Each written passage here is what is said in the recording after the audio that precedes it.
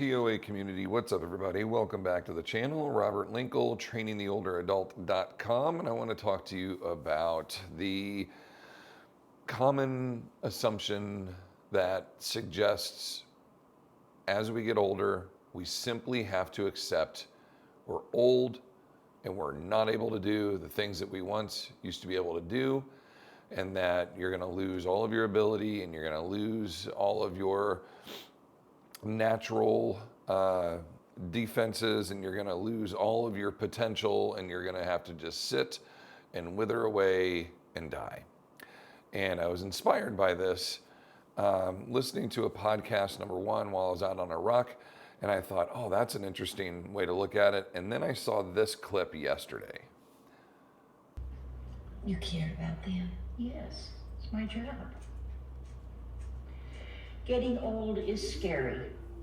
Some of our residents lose everything: family, friends, money. They run out of life before they run out of time. Did any of these people seem sick before they died? Yes, they all had the same disease. It's called old age. So this is from The Closer. And The Closer is a crime discovery show where they find somebody's died, and then they trace everything back and they go find the bad guy. And in this, they have an older gentleman that comes in and he says that he committed a crime and nobody believes him because he's this old senile guy, and that all of his buddies were being poisoned, right? And so he comes in and he says that he killed them all. Finally gets everyone's attention. They start to look into it and they find out he didn't do anything, that the company was poisoning these older clients who didn't have any family or friends left so they could free up space to get more money for hitting bonuses for having how many spots available in their facility, etc.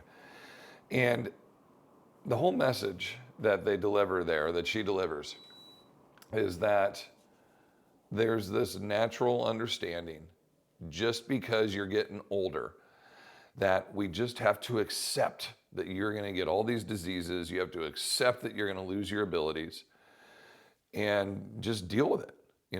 It's just old age, man. I remember my parents, a lot of times as kids, I'd be like, why don't we go do this or do that? And they would just say, we're old.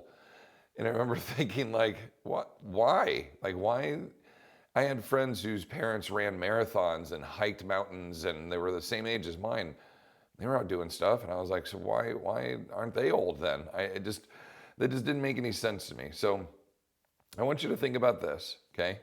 This is a chart for muscle mass. As little babies, we don't have a lot of muscle mass. We can barely manipulate to move our giant heads, right? And so we slowly learn how to manipulate our head, and then that starts to get more balanced. And then we learn how to stand, and then we learn how to walk, and then we learn how to become athletic and jump and skip and bound and do all these great things. And we start lifting some weights. And right around 25 to 30, we kind of hit our peak, right? Our peak potential, our best of our abilities. If you are training, if you are dedicated, if you are committed to a regiment, you could keep that ability to a pretty high level. I would say 35, knocking on the door of 40. Okay, if you're Tom Brady, maybe you go to 45. He was still in pretty damn good shape. And you're able to do these pretty amazing athletic feats, okay? Now, at 40, are you going to have the same vertical jump? Are you going to have the same max bench press? Are you going to have the same max power clean, etc., that you did when you were 25 or 30? Probably not, okay? Probably not. I won't say no, but probably not. You're going to have a natural decline of somewhat. That I can't refute that. That is fact. We are going to have a natural decline. The question is, how steep of a decline? How fast of a decline? So Peter Attia, this is the podcast. Peter Attia was talking about that for the average individual, there's a pretty good decline from 35 to 75.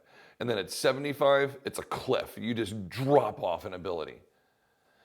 Now, the average American They live to about 77, I think is the number now. There's two different stats out there. One says 74, the other one says 77. So let's go with the bigger one. Let's go with 77. Let's say the average person lives to about 77. And I've made this discussion before, this point before. We work until 65. We retire, and then from 65 until, at the time, 74, I said, well, you've worked your whole life for 9 years, right? Now, let's say it's 77, you've worked your whole life for 12 years. 12 years of what? What kind of ability are you in? If we know you're going to drop off a cliff in your ability at 75, the last 2 years of your life are going to be pretty miserable. So you've got 10 years now to maximize 65 to 75, what you do. But all the money that you've worked for and you've saved, you've got to be able to stretch. You think it's going to be obviously more than 10 years. You're not going to just call it quits at 75. So you want it to go longer than that. So you're, being smart with your money, and you got to work budgets and that kind of thing. So you're good. And hopefully you're good. You have expendable income, and you're good to take trips and live your golden years. That's the plan. But if you're not physically capable of doing anything, what do you do now? Let's say you were really good and smart with your money, but you're not able to go anywhere or do anything because you're dependent on a walker or on a cane or something. Point is we creep towards this thing called the disability threshold because we're losing our muscle mass. And that muscle mass is what carries us through life. So if you train, if you're committed, and I'm talking in the most basic, simple way, let's call it that 90-minute commitment a week. 3 30-minute resistance training sessions. We can be that top line, that dark blue line, which never actually touches the disability threshold. The disability threshold is an area where now you are dependent on someone else. Someone else has to come and take care of you or help take care of you. And the average person hits that around 68, 70 years old. That's where we are. And then from 70 to 75, you're dependent on someone else. Quality of life is extremely low. You're living, you're alive, right? But are you living your best or your highest quality of life? Not so much. But if you don't train, right, then you fall into that disability threshold. There we are. If you do train, we stay as far away from that disability threshold as possible. Now, keep this image in mind as I flip charts. Okay, here's another version of that same thing that we just saw, your disability threshold. We can see how the body starts to change as we bring some of the hormonal changes in life, pregnancy, menopause, okay? We start to see some of the big issues that come in with hitting that disability threshold, falls and diagnoses and diseases and such. We know that the body becomes more susceptible, if you will, to injury, to disease, if you are not as physically strong. Now, if we were to put bone density up here, which I thought I brought that in here, but I see now that I didn't bring it on. The bone density chart is it's identical to this, okay? It's identical to this one. Okay, here it is. Here we go. All right, so here's your bone density chart. The exact same thing, for the most part. Our peak potential in bone density occurs right around 25 to 30-ish, right around in there. Ladies, a tiny bit later. Okay, you're a little further along in development than us guys. And then as the years go on, right around 60 or so, ladies, you take a drastic drop. Hormonal changes, loss of estrogen, loss of testosterone, along with other things that come about. Changing in hormonal responses, your bones start to become softer. You're 3 times more likely to experience bone density issues versus your male counterparts.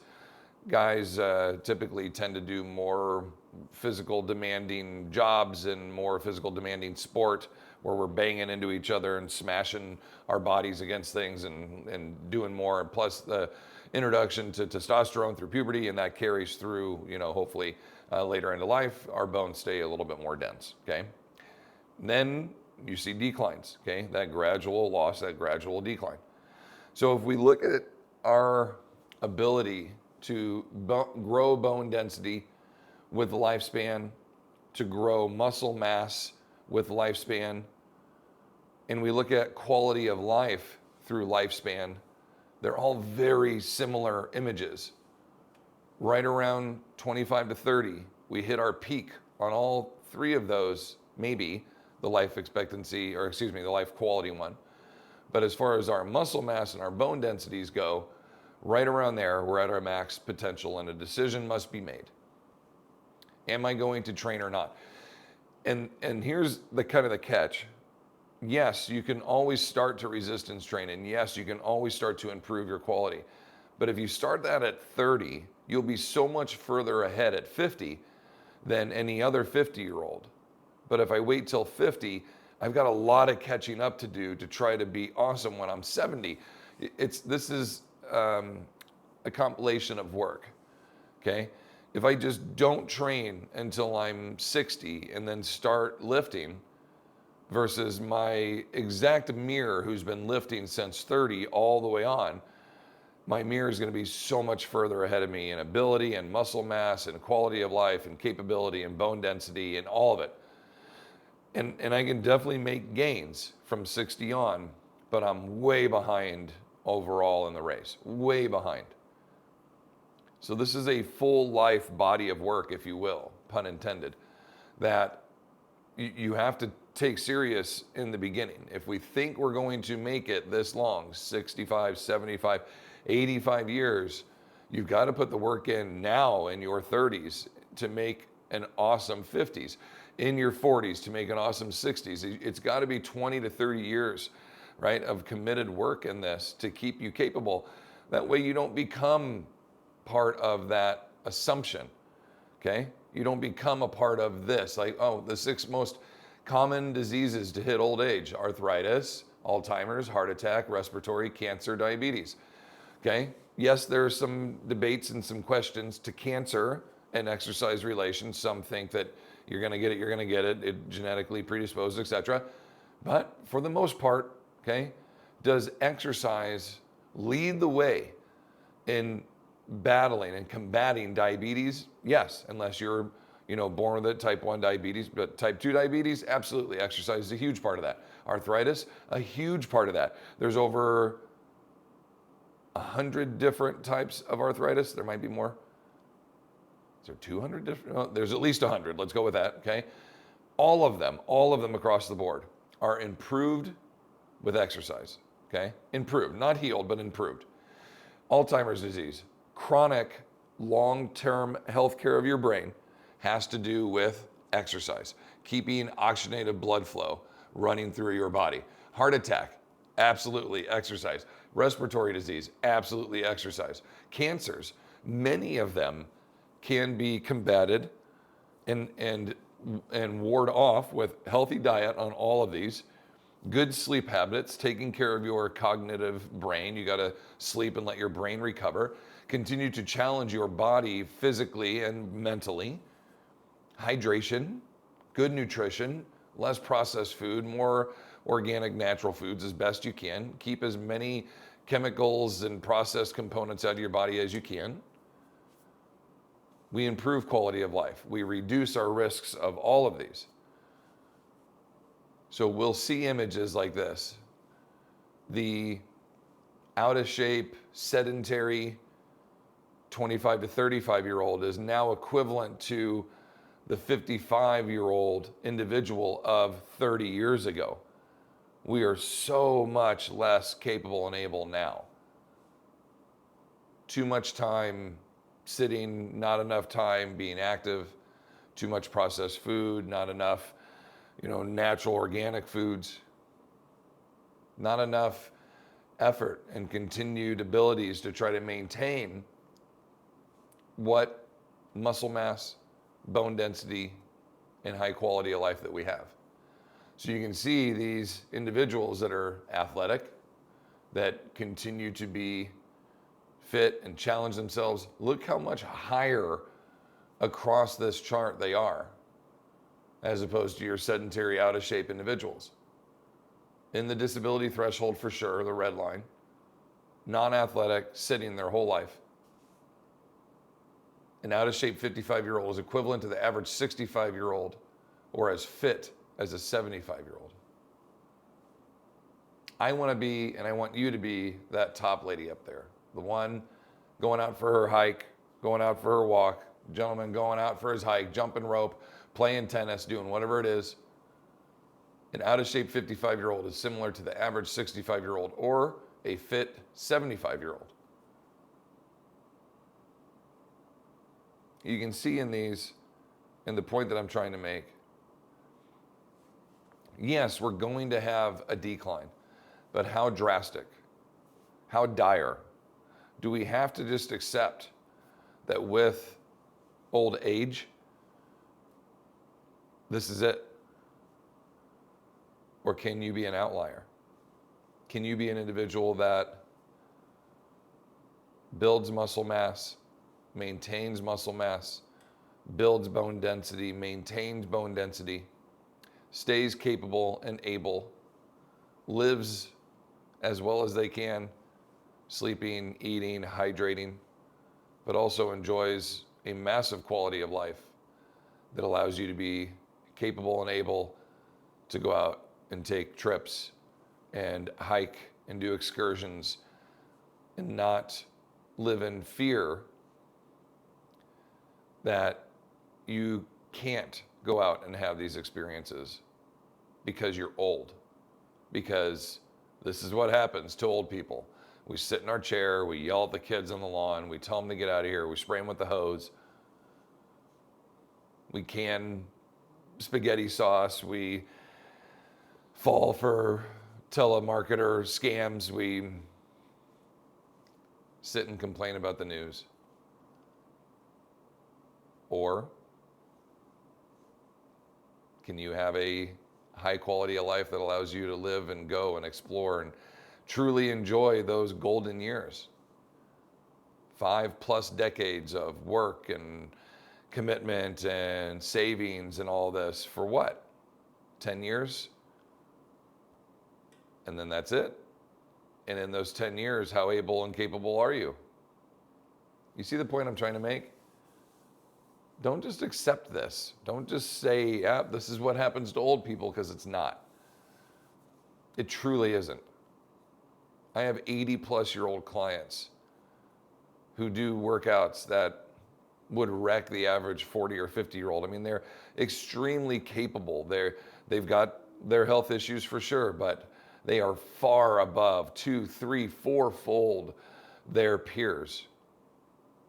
And still taking trips to Rome, going on cruises, going on boat rides, going on excursions and helicopter rides and heli-skiing and like hiking and climbing and all of this. 70, 60, 70, 80-year-old clients.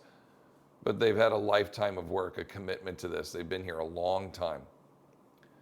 Don't let these common practices, these stereotypes, just be accepted as fact, because they're not. You can do a lot about this. You can stay well above that disability threshold with as little as 90 minutes, 3 30-minute sessions per week of resistance training. Could you do more? Absolutely. Should you do more? Absolutely. But just that little bit will have a drastic effect on you. And I encourage you to do so. I hope you enjoyed this today. My name is Robert Linkul, trainingtheolderadult.com. Please subscribe, like this video, share it with your friends. Help us grow. I appreciate you. And until next time, continue to fight your good fight against sarcopenia. Take care.